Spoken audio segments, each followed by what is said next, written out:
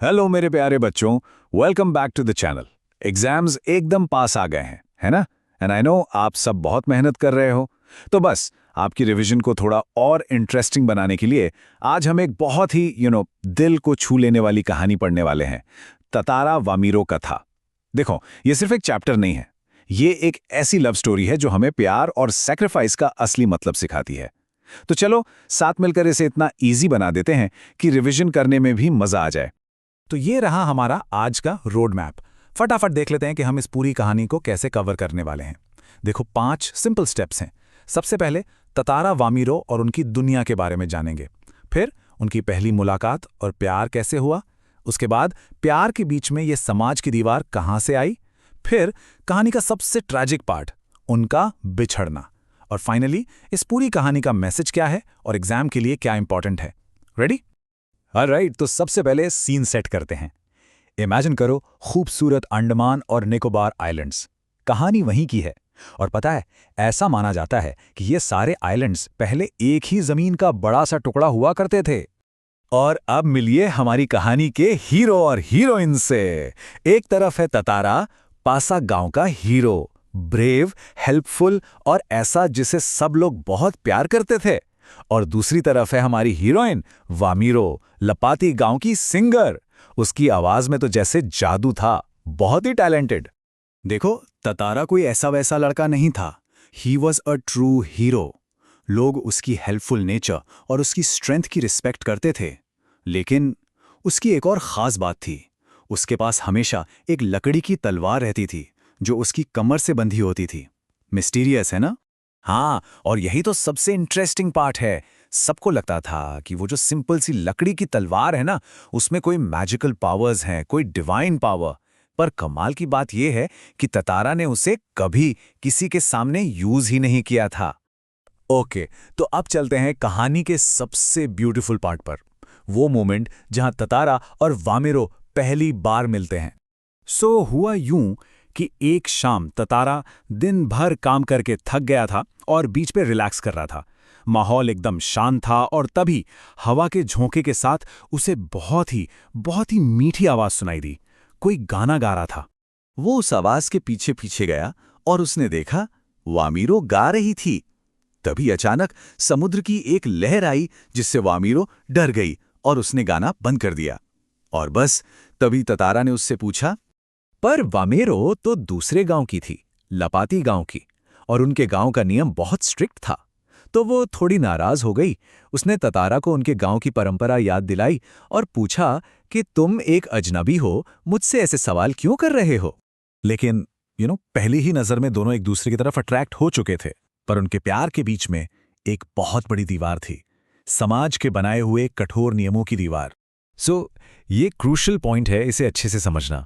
गांव की एक बहुत पुरानी परंपरा थी, एक रीति थी कि शादी सिर्फ अपने ही गांव के लड़के या लड़की से हो सकती है। गांव के बाहर शादी करना एब्सोल्युटली फोरबिडन था। और यही ततारा और वामीरो के प्यार की सबसे बड़ी प्रॉब्लम थी। और ये स्लाइड उनकी प्रॉब्लम को परफेक्टली दिखाता है। एक तरफ समाज का नियम, शादी सिर्फ अपने गांव में, और दूसरी तरफ ततारा वामीरो का प्यार, दो अलग गांव पर एक दिल। यही तो मेन कॉन्फ्लिक्ट था कहानी का। तो वो दोनों हर शाम छुप छुप कर मिलने लगे। पर जैसा कि होता है, प्यार कहाँ छुपता है। जल्द ही उनकी लव स्टोरी की खबर पूरे आइलैंड में फैल गई, बिल्कुल किसी इंस्टाग्राम रील की तरह वायरल हो गई। और बस इसी के साथ हम पहुंचते हैं कहानी के सबसे ड्रामेटिक और हार्ट ब्रेकिंग पार्ट पे, स्टोरी का क्लाइमैक्स, जो पशु पर्व यानी एनिमल फेस्टिवल के दिन होता है। उस फेस्टिवल में सबके सामने वामीरो की मां ने उन दोनों को साथ में देख लिया। वो आग बबूला हो गए। उन्हें लगा कि उनकी बेइज्जती हो गई है और उन्होंने पूरे गांव के सामने ततारा को बहुत ह्यूमिलिएट किया, बहुत बुरा भला कहा। अब ततारा ये सब बर्दाश्त नहीं कर पाया। एक तो अपनी बेइज्जती और ऊपर से अपनी हेल्पलेसनेस कि वो कुछ कर नहीं सकता। उसके अंदर गुस्सा एक आग की तरह भड़क उठा, अनकंट्रोलेबल रेज। और उसी गुस्से में उसने अपनी वो लेजेंडरी तलवार निकाली। अपना सारा गुस्सा निकालने के लिए उसने तलवार को जमीन में गाड़ दिया और पूरी ताकत से उसे खींचने लगा। जमीन में एक गहरी दरार बनती चली गई। वो जमीन को तब तक खींचता रहा जब तक वो आइलैंड के दूसरे कोने तक नहीं पहुंच गया। और देखते ही देखते वो आइलैंड 2 टुकड़ों में बंट गया। बीच में समुद्र का पानी भर गया। ततारा एक तरफ, वामीरो दूसरी तरफ। वो दोनों हमेशा के लिए अलग हो गए। ततारा और वामीरो तो हमेशा के लिए खो गए, बट उनका सैक्रिफाइस बेकार नहीं गया। चलो अब देखते हैं कि इस कहानी का पावरफुल मैसेज क्या है। और हाँ, एक बहुत इंपॉर्टेंट एग्जाम क्वेश्चन भी प्रिपेयर करते हैं। उनका जो ट्रैजिक एंड हुआ ना, उसने एक ब्यूटीफुल बिगिनिंग की। लोगों को रियलाइज हुआ कि ये जो परंपरा थी ये कितनी गलत थी, और उनके बलिदान के बाद लोगों ने उस रूल को ही खत्म कर दिया। एक सुखद परिवर्तन आया और अब अलग अलग गांवों के बीच शादियां होने लगी। Okay, now exam time. ये क्वेश्चन बहुत बहुत इंपॉर्टेंट है, अक्सर पूछा जाता है। सवाल है, तत्कालीन समाज के सामने इस युगल ने एक मिसाल कायम की कैसे? मतलब उस कपल ने सोसाइटी के लिए एक एग्जाम्पल कैसे सेट किया? देखो, इसका आंसर आप 3 सिंपल पॉइंट्स में फ्रेम कर सकते हो।